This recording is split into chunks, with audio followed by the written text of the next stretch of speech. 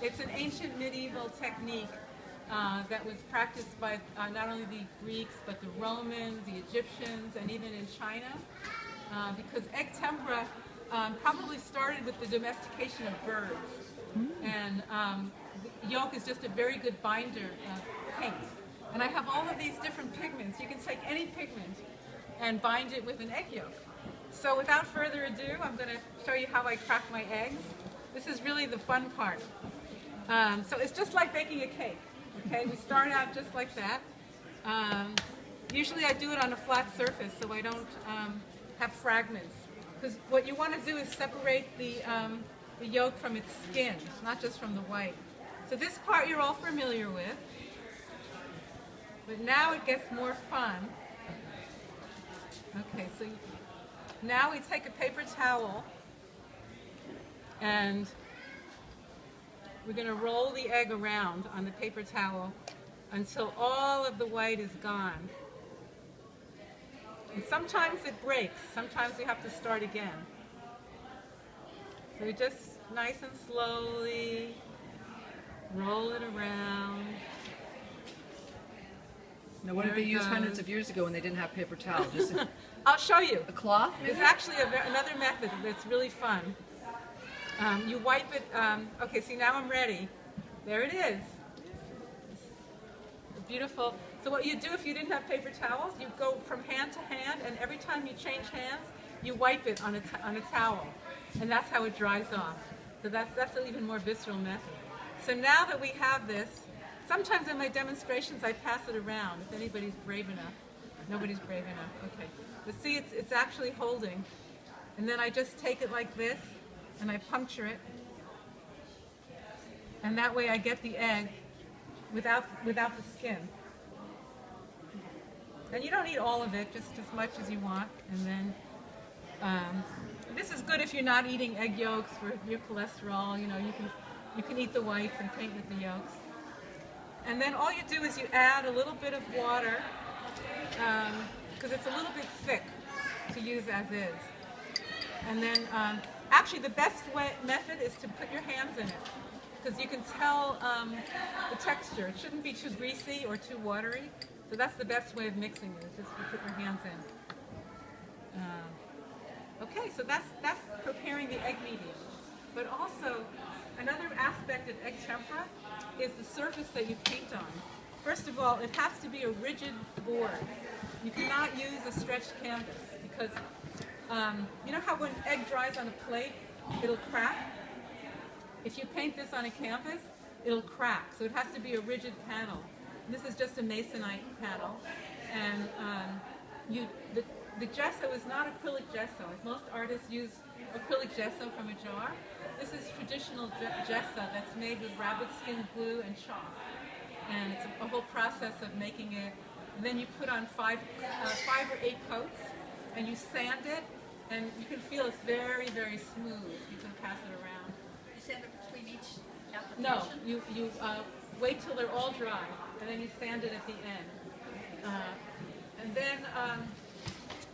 then you, the traditional method is to use India ink underpaint. You can see that little brown painting there? This would be like an underpainting for that painting. And actually, some of the black and whites, the two that are not under glass, that's how an underpainting would look. And I got so attached to those underpaintings that I never colored them in. So then what you do is you take powdered pigments, and I have all these different powdered pigments, and you take a little bit, well, just to explain a little bit further, thank you. Before they had powdered pigments, you would have to grind them from stone, and I've actually done that. This painting right here, this green, is ground from malachite. Does anybody know what malachite is? It's jewelry.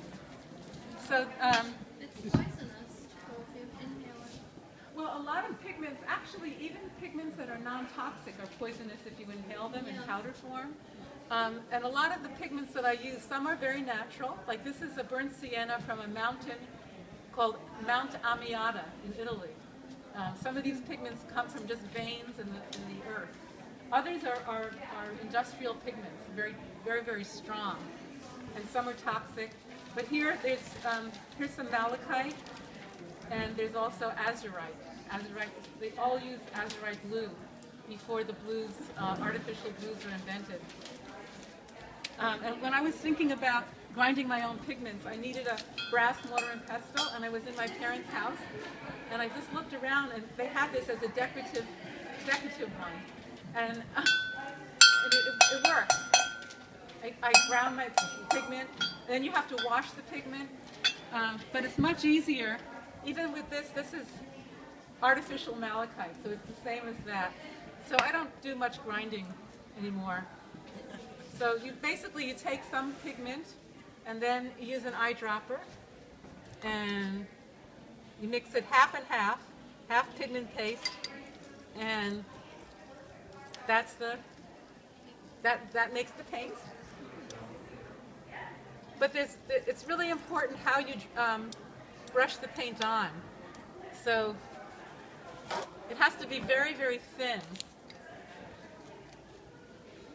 And so you take some paint, and this is called dressing your brush down. Every one. I'm going to paint right on my painting, because this one is in progress. So you just make some little marks. You cannot go right over it, because it'll pick up. This is why most artists don't use egg tempera, because it's difficult.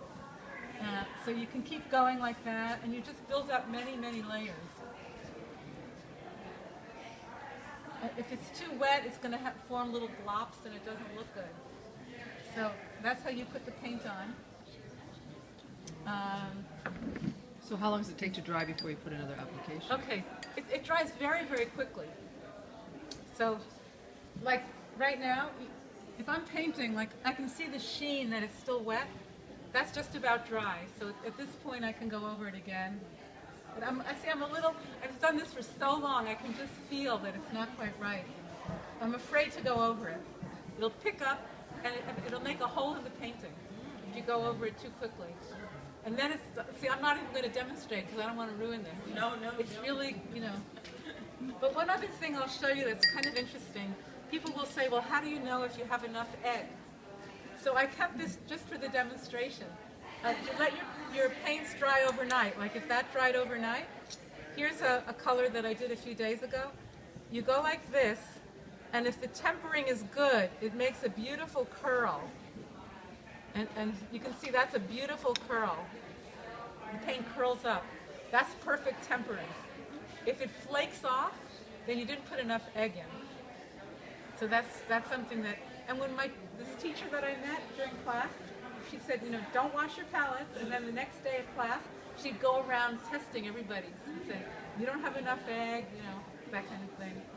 So those are the basics. Any questions? No? So I came in late. You just used the yolk? Yeah, I can do it again. Did anyone else come in late? Because that's the fun part. I didn't even know. Okay, I can show you how to do welcome.